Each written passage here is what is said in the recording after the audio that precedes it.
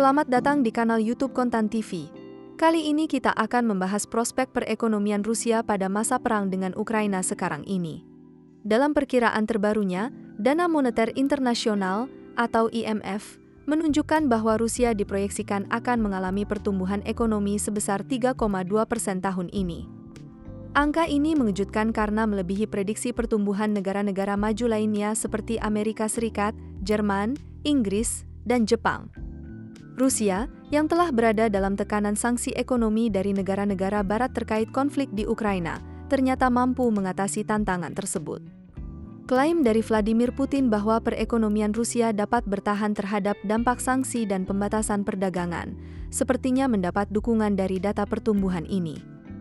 Meskipun banyak perusahaan asing meninggalkan Rusia selama masa konflik, Moskow justru berhasil mengumpulkan dana dari perusahaan-perusahaan yang keluar dan menyita aset senilai 387 juta US dollar pada pertengahan Maret.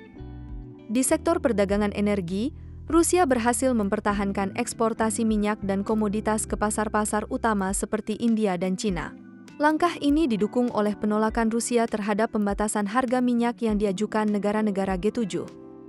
Tidak hanya itu, kerjasama ekonomi antara Rusia dan Cina menjadi salah satu faktor utama dalam ketahanan ekonomi Rusia terhadap sanksi Barat.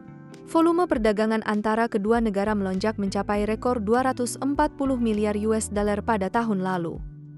Namun, sementara Rusia menunjukkan kekuatan ekonominya, IMF menurunkan perkiraan pertumbuhan untuk seluruh Eropa dan Inggris tahun ini, dengan Inggris menjadi negara dengan kinerja terlemah kedua di antara kelompok negara-negara maju G7.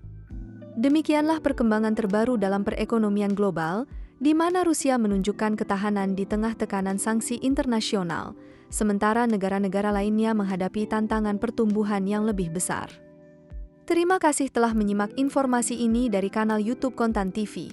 Tetaplah terhubung untuk mendapatkan pembaruan terkini seputar dunia ekonomi dan bisnis.